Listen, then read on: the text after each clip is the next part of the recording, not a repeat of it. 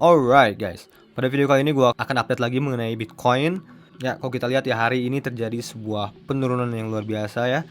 Dan pada video kali ini gue akan membagikan bagaimana pandangan gue mengenai pergerakan Bitcoin ini ya, dan planning gue ya. Sebelumnya kita lihat dulu analisa gue pada video sebelumnya ya mengenai Bitcoin.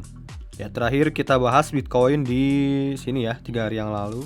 Tapi apabila menembus yang tadinya ini support penting ini yang gue bilang tadi, support kuat ini, ya ini kecenderungan ya terlalu bahaya apabila tembus di sini. Ya kecenderungan ya balik lagi ke benteng pertahanan ini. Dan ini kecenderungan.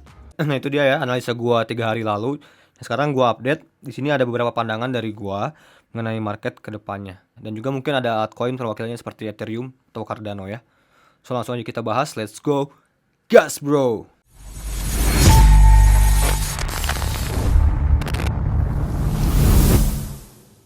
Yo, what up guys, balik lagi channel Istana Gas and welcome to Crypto Time. Yo, dimana setiap harinya gue bagi informasi mengenai cryptocurrency atau crypto aset. Pada video kali ini gue akan update lagi mengenai pergerakan Bitcoin, bagaimana pandangan gue terhadap pergerakan Bitcoin yang terlihat hari ini terjadi sebuah penurunan yang lumayan. Dan juga ini juga diikuti oleh beberapa sentimen, salah satunya ya seperti global market saham ya, yang juga mengalami penurunan. Dan juga ada masalah mengenai isu makroekonomi juga, tapi ya kita lihat Bitcoin itself seperti apa ya. Seperti yang gue bilang pada video 3 hari lalu, Bitcoin itu harus mempertahankan support ini ya kan ya, jelas ya, di 47.000. Gue juga udah kasih himbauan ya. Jadi untuk secara short term sebenarnya memang ya terjadi sebuah koreksi yang dalam ya. Tapi kalau kita punya time frame jangka panjang, sebenarnya kita nggak usah risau ya. Apalagi yang nyimpannya di spot, menurut gue ya bisa dibilang ya koin kita nggak hilang kan ya. Tapi memang secara aset nilai dia berkurang, memang berkurang. Tapi secara jumlah koin kita tidak berkurang ya. Karena secara long term sudah terbukti Bitcoin dari waktu ke waktu itu sangat baik. Jadi sebenarnya salah satu pemilihan tepat apabila terjadi hal-hal seperti ini, salah satunya lebih baik kita memindahkan altcoin, apalagi altcoin sampah, kita pindahin aja ke Bitcoin. Karena Bitcoin itu jelas ya, meskipun sekarang terjadi koreksi, taruhlah terjadi koreksi 5 bulan, 3 bulan, tapi tetap kalau kita simpan untuk jangka panjang pasti tetap cuan. Ya, dari tahun ke tahun ini Bitcoin secara tren ini jelas banget ya. Trennya super duper tren. Jadi kalau kita simpan jangka waktu setahun ke atas menurut gua ya Bitcoin masih aman ya, kecuali altcoin. Apalagi altcoin yang nggak jelas ya, dia nggak jelas fundamentalnya, nggak jelas use case-nya gitu ya. Sekarang kita lihat short term ke depan bagaimana skema yang gua lihat di sini ya. Nah, di sini ada beberapa fractal atau ya skema yang bisa gua lihat di sini. Bitcoin ini berkecenderungan juga berpotensi membentuk sebuah broadening bottom ya. Ini seperti ini chart Bitcoin sekarang ini ya. Setelah terjadinya partial rise di sini tidak bisa menembus golden ratio ya. Di sini juga tidak bisa menembus golden ratio-nya ya, sama juga. Dan terjadi penurunan lagi ya, dan mengetes kembali area support broadening bottomnya. Apabila ini berhasil mempertahankan support broadening bottomnya guys, ini bisa diikuti kembali lagi bullishnya seperti ini guys ya. Setelah partial rise dibawa down dan diikuti lagi kenaikan. Jadi ya seperti ini guys ya. Ini pas sekali kalau gue lihat sekarang ini gambar Bitcoin tepat berada pada area support ya, yaitu di area harga 43 ribuan sekian. Ini juga udah gue gambarkan ya broadening bottom ini di Twitter gue ya tadi. Nah, apabila Bitcoin ini tidak bisa mempertahankan support yang terjadi sekarang ini ya, yaitu di area pada 43 ribuan ya, area support selanjutnya atau area serok yaitu di area sini ya, yang pernah gua bahas pada mungkin video seminggu yang lalu di area 38.300 ya. Apabila kalian melakukan penjualan sekarang, menurut gua udah agak dibilang telat ya. Karena taruhlah kalau kalian jual di area sekarang, penurunannya juga ke support atau ke target selanjutnya pun nggak begitu jauh ya. Sekitar ya 11% itu sedikit lah kalau di Bitcoin itu ya. Kalau di cryptocurrency itu 10% itu hal yang sedikit. Kecuali kalau kalian sell-nya pada saat di area 47 ribuan ya. Saat gua bilang saat itu ini area support pentingnya ya.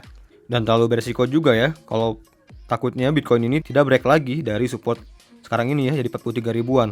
Takutnya Bitcoin ini bisa mempertahankan area support ini, konsolidasi lagi di area sini.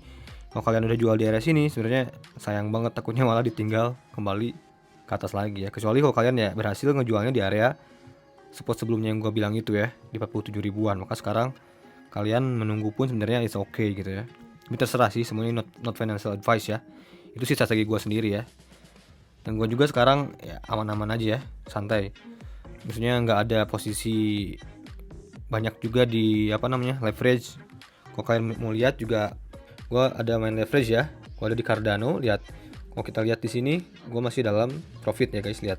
Ini posisi gue ambil di area 2,1 dan posisi Cardano sekarang udah mantul.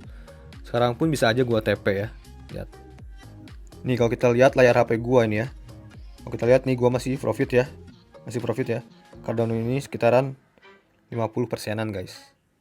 Jadi gitu, gue sekarang nggak ada main leverage banyak ya, gue main spot aja dan juga main-main aman aja ya, santai aja gitu mainnya. Gue lagi sekarang seneng untuk trading NFT guys, lebih cuan sekarang ya. Jadi untuk di spot itu tetap kita investasi ya, di NFT juga sama aja investasi juga sih sebenarnya. Oke lanjut kita bahas guys mengenai Bitcoin ini ya. Dan jadi ya begitu guys, jadi ini yang kita perlu perhatikan sekarang ini supportnya yaitu ini ya, di area 43 ribuan. Ini support Bitcoin sekarang yang perlu kita perhatikan. Apabila masih berhasil mempertahankan support ini, ya ini berkemungkinan lanjut pola broadening bottom ini malah lebih bagus ya, harusnya ya. Jadi berkemungkinan begini ya. Itu kalau play on broadening bottomnya ya, seperti ini guys ya. Kemarin kita membentuk sebuah partial rise ya, ini broadening bottom namanya. Oke. Ini by Thomas Bukowski ya. Ini juga salah satu buku yang sangat bagus guys. Kalau kalian punya bukunya Thomas Bukowski, ini salah satu trader yang sangat bagus guys. Gue suka banget bukunya Thomas Bukowski ini guys. Jadi itu pandangan gue sederhananya mengenai Bitcoin. Terus selanjutnya kita lihat ke altcoin. Kita coba lihat ke Ethereum ya. Untuk Ethereum, kan Ethereum sekarang kembali lagi ke support pentingnya ya. Bisa dibilang juga ini neckline ya guys ya, di area 3000 ini.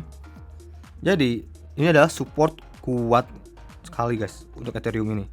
Menurut gue ya ini terlalu kuat untuk ditembus ya. Makanya apabila Ethereum ini menembus support ini nggak kebayang sih ini volumenya seperti apa untuk menembus support ini ya. Karena kita lihat di sini guys, ini resistance, warna putih, resistance ya, resistance, support. Dan ini terjadi lagi di sini percobaan support selanjutnya. Apabila Ethereum ini menembus support ini crashnya akan bahaya ya. Ini bisa-bisa Ethereum ini sampai lagi ke area sini guys ya. Dan ini juga bisa kita kategorikan juga bisa saja head and shoulder gitu ya. Jadi ya targetnya ya kurang lebih begini ya. Tapi ini unlikely ya, gua nggak melihat ini berkemungkinan sih untuk Ethereum ini ya. Apalagi kalau Bitcoinnya juga sama bisa mempertahankan supportnya tadi ya. Jadi ya selama Ethereum ini juga bergerak di area 3000 ini masih sebuah support yang sangat bagus, sangat penting ya. Terus juga kita lihat Cardano ya. Alright, kalau kita lihat Cardano ini sebenarnya secara skema ya, ini masih sebuah pembentukan sebuah bullish pattern ya sebenarnya. Maka skema selanjutnya untuk Cardano ini guys, sekarang kan udah jelas ya, ini terlihat sekali supportnya Cardano ini di area sini ya, ini jelas sekali. Sini kita lihat ya, resistance, support. Jadi di area 1,9an ya guys. Nah, yang berkemungkinan terjadi terhadap Cardano ini bisa saja Cardano ini bisa dibawa down lagi sini ya, bermain di sini. Dan apabila berhasil breakout dari area resistance downtrend ini ya, ini baru bagus ya guys.